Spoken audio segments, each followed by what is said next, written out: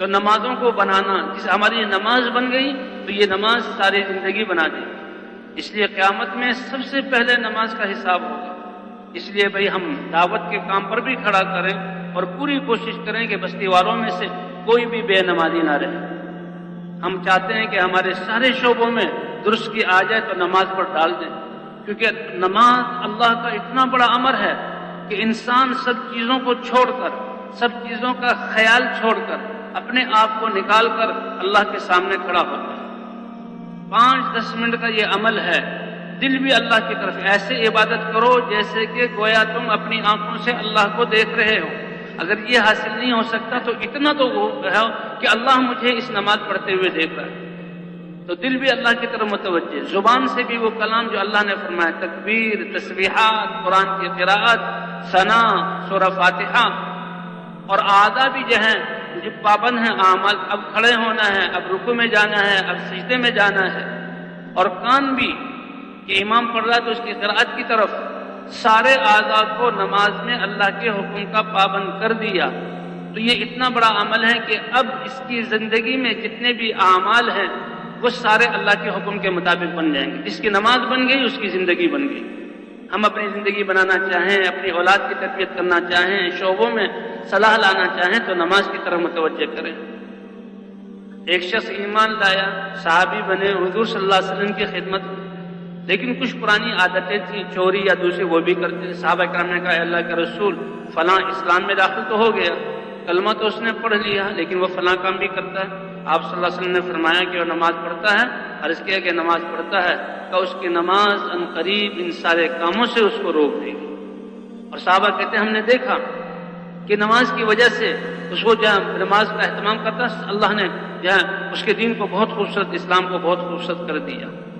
اور قیامت میں سب سے پہلے نماز کا حساب کہ جس کی دیکھو اس کی نماز، اگر اس کی نماز اچھی نکل آئی تو یہ دلیل ہے اس کے باقی اعمال بھی اچھے ہیں، اور خدا نہ خواستہ اگر نماز خراب ہو گئی تو اس کے باقی اعمال بھی بگڑیں گے۔ حضرت عمر رضی اللہ تعالی عنہ کسی شخص کے بارے میں کسی علاقے کی ذمہ داری کا ارادہ فرماتے تو اس کی نمازوں کو دیکھتے تھے۔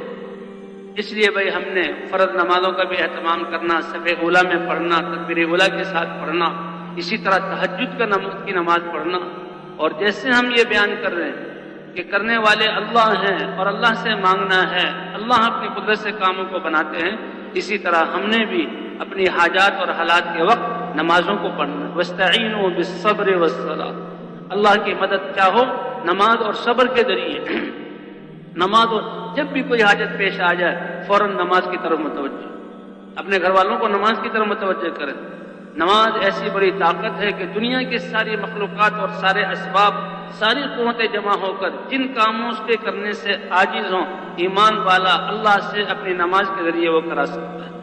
نماز کے ذریعے حضور صلی اللہ علیہ وسلم کلما حزبہ امر فزع الی الصلاۃ، جب کبھی بھی حضور صلی اللہ علیہ وسلم کو کوئی پریشانی آتی تو فوراً نماز کی طرف دوڑتے تھے۔ غزوہ بدر کے موقع پر حضور صلی اللہ علیہ وسلم تو وہ 40 آدمیوں کا قافلہ جو سامان تجارت لے جا رہا تھا اس کو لینے کے لیے حضور صلی اللہ علیہ وسلم چلے، لیکن اللہ نے اپنی قدرت کو ظاہر کرنا تھا۔ غزوہ بدر کے مقام پر 1000 مکے کے جنگجو پورے ہتھیاروں سے مسلح ہو کر وہ سامنے آ گئے۔ تو حضور صلی اللہ علیہ وسلم کہ حضرت ابوبکر صدیق رضی اللہ تعالیٰ عنہ فرماتے ہیں کہ ہم نے حضور صلی اللہ علیہ وسلم کے لیے ایک جھونپڑا بنایا، آپ صلی اللہ علیہ وسلم، عریش کہتے ہیں عربی میں، آج وہاں مسجد عریش کے نام سے بہت بڑی مسجد، اور حضور صلی اللہ علیہ وسلم اللہ کے سامنے نماز میں کھڑے ہو گئے اور رو رہے ہیں اور آنسو بہہ رہے ہیں۔ آپ اللہ کے رسول ہیں، اللہ کے حبیب ہیں، سید المرسلین ہیں، آپ کے ساتھ صحابہ کی جماعت ہے، مدد یقینی ہے، لیکن اس صورت میں بھی امت کو بتلانے کے لیے اور اپنا عمل وہ اللہ کے سامنے رو رہے ہیں نماز میں۔ اے اللہ، اگر یہ جماعت تھوڑی سی جس کو میں لے کر آیا ہوں اگر اس کا صفایا ہو گیا تو پھر محنت پر پانی پھر جائے۔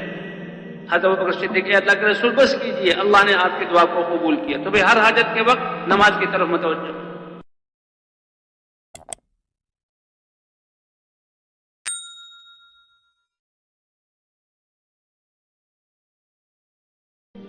تو نمازوں کو